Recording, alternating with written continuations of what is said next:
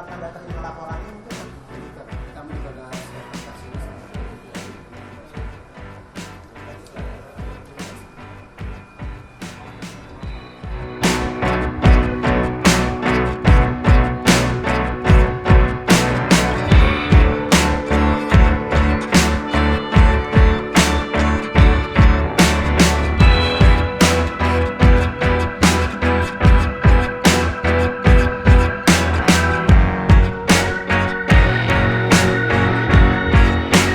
Terima kasih kepada rekan-rekan media yang sudah menunggu.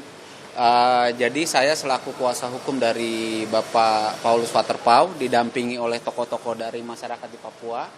Ada Bapak Ustadz Ismail Aso dan Bapak Kepala Suku dari Papua. Komunitas Masyarakat Papua Jakarta dari Kompaja. Kami melaporkan kuasa hukum Gubernur Lukas NMB atas nama Stefanus Roy Rening karena yang bersangkutan mengeluarkan pernyataan bahwa penetapan tersangka dari Lukas NMB itu karena politisasi atau kriminalisasi sebagaimana diungkapkan di beberapa media pada waktu yang lalu begitu. Jadi masih berhubungan. Barang buktinya tadi apa aja Pak yang dibawa? Baik, barang buktinya tadi kami bawa pertama adalah video konferensi pers itu yang sekitar tanggal 18 atau 19 September di 2022. Itu yang beliau Bapak Stefanus Roy Rening mengatakan bahwa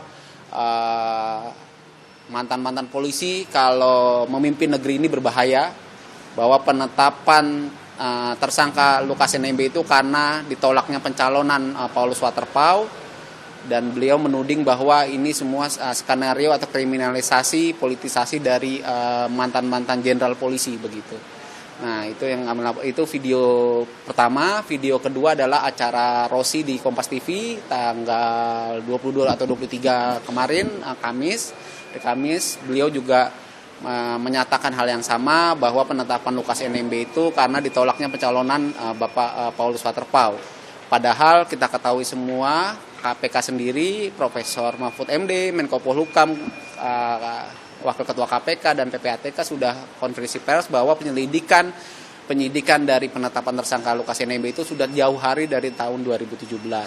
Ada 3 dugaan tindak pidana korupsi yang disampaikan oleh Bapak Mahfud MD.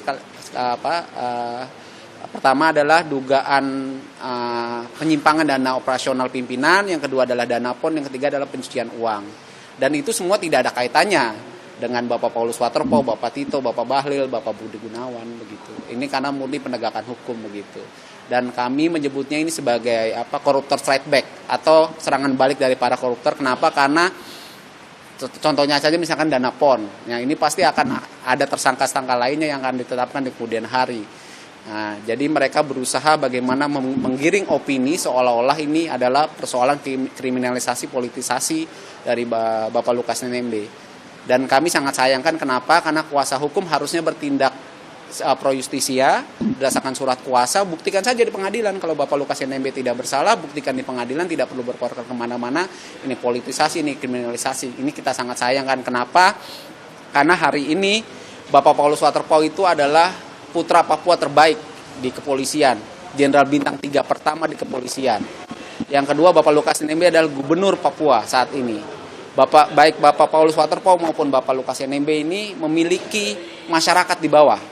Bapak Paulus Waterpauw ini dari suku Kamoro, Fak-Fak, Timika. Bapak Lukas NMB ini dari pegunungan. Jadi seolah-olah ini apa yang dilakukan oleh kuasa hukum ini membenturkan antara Bapak Paulus Waterpauw dengan Lukas NMB. Ini yang kita sangat sayangkan. Seolah-olah kuasa hukum ini membentur. Jadi hari ini kondisi semakin memanas dengan ucapan dari kuasa hukum Bapak Lukas NMB sendiri, dan kami khawatir sebagai tokoh Papua juga di sini khawatir bahwa pernyataan dari kuasa hukum dari Lukas NMB Stefanus Roy Rening ini akan menimbulkan konflik horizontal di masyarakat di Papua begitu. Kemarin kan udah ngasih somasi ya, kalau nggak salah tanggal 26 itu udah ada respon atau pernyataan kan dari pihak Lukas NMB ataupun dari Pak Roy Rening sendiri? Somasi kami sampaikan tanggal 24 September melalui tim kuasa hukum Lukas NMB, Aloysius Renwarin, kami serahkan langsung, dan beliau juga Pak Aloysius juga sudah serahkan ke Pak Stefanus Roy Rening pada tanggal 24 September 2022. Namun di tanggal 25-nya justru membuat pernyataan kembali di perwakilan Papua bahwa penetapan tersangka Gubernur Lukas NMB itu karena politisasi atau kriminalisasi. Jadi tidak ada perubahan. Setelah disomasi pun juga tidak ada perubahan dan tidak ada itikat baik untuk mengklarifikasi dan tidak ada itikat baik juga untuk tidak mengulangi pernyataan tersebut begitu.